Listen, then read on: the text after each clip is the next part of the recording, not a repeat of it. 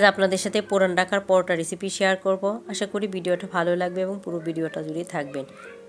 পরোটা বানানোর জন্য এখানে আমি 1.5 কাপ ময়দা নিয়ে নিয়েছি। আর 1.5 কাপ ময়দার সাথে আমি অ্যাড করে দিব সামান্য লবণ। আর লবণটা দেওয়ার পর এখানে অ্যাড করে দিব সামান্য কালো জিরা। এরপর আমি এখানে দিয়ে দিব 2 টেবিল চামচ রান্নার তেল। সবগুলো উপকরণ ভালো করে মিক্স করে নিব। আসসালামু আলাইকুম এভরিওয়ান, কেমন আছেন সবাই? আশা করি সবাই ভালো আছেন। আমিও আলহামদুলিল্লাহ ভালো আছি। সবগুলো উপকরণ মিক্স করা হয়ে গেলে এখানে নর্মাল পানি দিয়ে আমি ডোটা তৈরি করে নিব। আর এখানে অ্যাড করে দিব 1 টেবিল চামচ চিনি। চিনিটা দিলে পরোটা খেতে বেশি স্বাদ হয়, এর জন্য আমি চিনিটা অ্যাড করে নিলাম। চিনিটা অপশনাল, আপনাদের ইচ্ছা হলে দিতে পারেন। আমি এখানে 1 গ্লাস পানি নিয়েছিলাম, তো পুরো পানিটা আমার লাগেনি। আমি পানিটা কতটুকু লেগেছে সেটাও দেখিয়ে দিলাম। এখানে আমার 4 ভাগের 1 ভাগ পানি রয়ে গেছে। এখন আমি এটাকে একটু রেস্টে রেখে দেব। আমি ডোটাকে ভালো করে মেখে নিয়েছি আর এখন এটাকে 10 মিনিট রেস্টে রেখে দিব। এতে করে আমি যে চিনিটা ব্যবহার করেছি চিনিটা কিন্তু একেবারেই গলে যাবে। এদিক দিয়ে আমি আরও কিছুটা তেল নিয়ে নিয়েছি আর তেলের সাথে অ্যাড করে দিচ্ছি 2 টেবিল চামচ কর্নফ্লাওয়ার আর তেলটা ভালো করে মিক্স করে একটা সাইডে রেখে দিব। এরপর আমি যখন পরোটাগুলি বানাবো তখন আমি এটা ব্যবহার করব। তো 10 মিনিট পর দেখেন আমার যে ডোটা করে রেখেছি সেটা কিন্তু একেবারে সেট হয়ে গেছে। এখন আমি ডোটাকে কয়েক মিনিট মুথে নিব। আর মুথার সময় আমি একটু ময়দা ব্যবহার করেছি। ময়দাটা দিয়ে নিলে হাতে আর লেগে যায় না। এখান থেকে আমি 4টা লিচি করে নিব। আপনারা যদি একটু বড় করেন তাহলে 4টা হবে, আর যদি ছোটো ছোটো করেন তাহলে 5টা থেকে 6টা বানাতে পারবেন। লিচিগুলো একটু ডেকে রাখলে এটা ড্রাই হয়ে যাবে না। তো এখন আমি এখান থেকে একটা নিয়ে নিয়েছি আর 3টাই ডেকে রেখেছি। এখন একটা লিচি দেখে আমি এটা বানিয়ে নেব।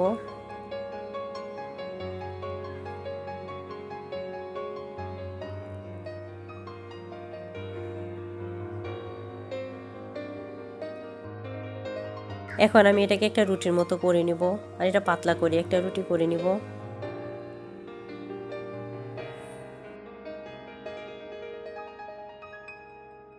রুটিটা আমি একটু বড় করে নিয়েছি।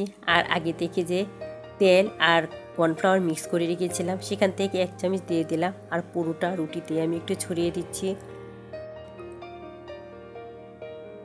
তো মিশ্রণটা ছড়িয়ে দেওয়ার পর এখন এখানে আমি একটু ময়দা ছড়িয়ে দেব। পুরো রুটিটাতে আমি ভালো করে ময়দা ছড়িয়ে দিব।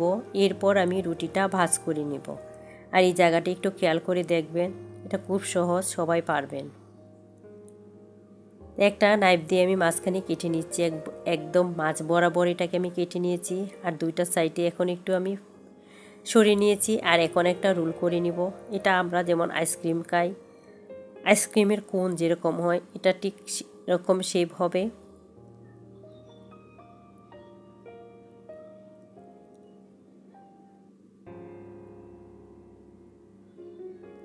এই জায়গাটা আমি একটু পানি দিয়ে দিব, এতে করে আর খুলে যাবে না। পানি একটু লাগিয়ে নিলাম আর ভালো করে এটাকে এখন আমি একটু লাগিয়ে নিচ্ছি যাতে করে পরবর্তীতে এটা খুলে না যায়।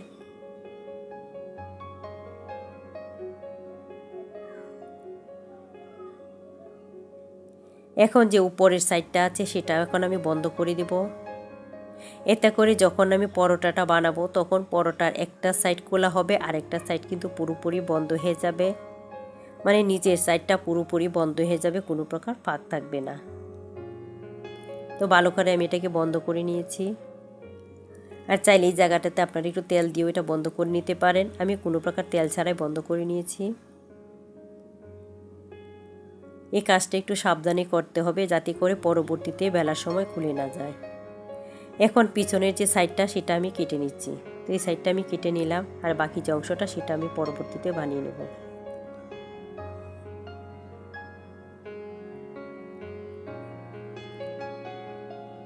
এভাবেই সব লিচি আমি একসাথে করে নেব। এরপর আমি পরোটাগুলি বানিয়ে নেব। তো আমি 4টা লিচি করে নিয়েছি।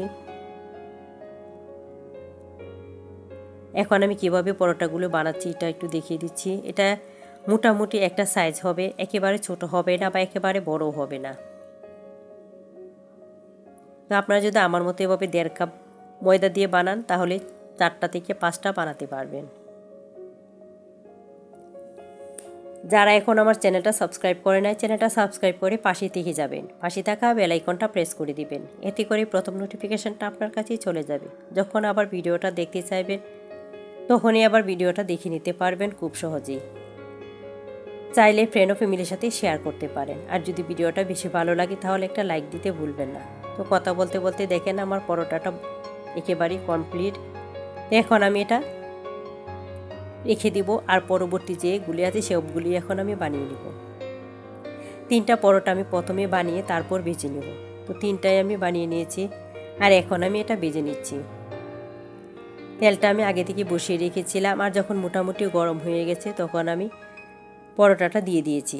এই পর্যায়ে তেলটা বেশি গরম করলে কিন্তু পরোটাটা দেওয়ার সাথে সাথেই পুড়ে যাবে, এর জন্য এটা হালকা যখন গরম হবে তখনই দিয়ে দিতে হবে। আর দেখেন পরোটা লেয়ারগুলি কিন্তু একেবারে ফাঁক ফাঁক হয়ে গেছে। তো আমার পরোটাতে কি একটু সমস্যা হয়েছে সেটাও আমি বলে দিব আপনাদের সাথে। তো প্রথম যে পরোটাটা সেটা আমি আপনাদের সাথে শেয়ার করতেছি, আর শেষের যে পরোটাটা সেটাও আমি আপনাদের সাথে শেয়ার করব যে সেই পরোটাটা কেমন হয়েছে। পরোটাগুলি যদি বানিয়ে রেখে দেন তাহলে দেখবেন যে এরকম চুপসে যাবে, আর যদি বাজার সাথে সাথেই বানিয়ে নেন তাহলে দেখবেন একেবারেই ফুলকো ফুলকো হবে। আমি যেহেতু 3টা পরোটা একসঙ্গে বানিয়ে এরপর বাছতেছি, এর জন্য আমার 3টা পরোটাই কিন্তু একরকম হয়েছে। আর শেষে যে পরোটাটা আমি বানানোর সাথে সাথেই ভেজে নিয়েছি সেই পরোটাটা কিন্তু একেবারে ফুলকো হয়েছে। তো এই যে পরোটাটা আমি দিয়ে দিলাম এটা কিন্তু একেবারে শেষের পরোটা, আর সেটা কেমন ফুলকো হয়েছে সেটা আমি আপনাদের সাথে এখন দেখিয়ে দেবো। তো বুঝতে পারবেন যে আসলে যে আমার একটা পরোটা এত ফুলছে কেন আর বাকি পরোটাগুলো চেপটে গেছে কেন। তো দেখেন এটাতে তেলে দেওয়ার পরেই কিন্তু একেবারে ছড়িয়ে গেছে আর ফুলে ফুলে যাচ্ছে। যখন পরোটা এভাবে দিবেন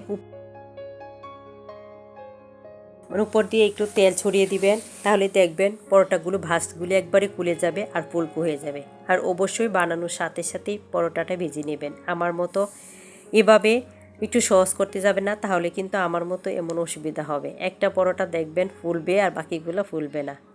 তো আমি সবগুলো পরোটাই ভেজে নিয়েছি, আর দেখেন এখন আমার পরোটা কেমন হয়েছে। তো শেষের পরোটাটা একেবারে ফুলকো হয়েছে, আর বাকি 3টা পরোটা কিন্তু আমার বেশি ফুলেনি। ভিতরটা ফুলকো হয়েছে কিন্তু উপর দিয়ে ফুলেনি। তো আজ এ পর্যন্তই, ভালো থাকবেন, দেখা হবে অন্য কোনো ভিডিওতে। আল্লাহ হাফেজ।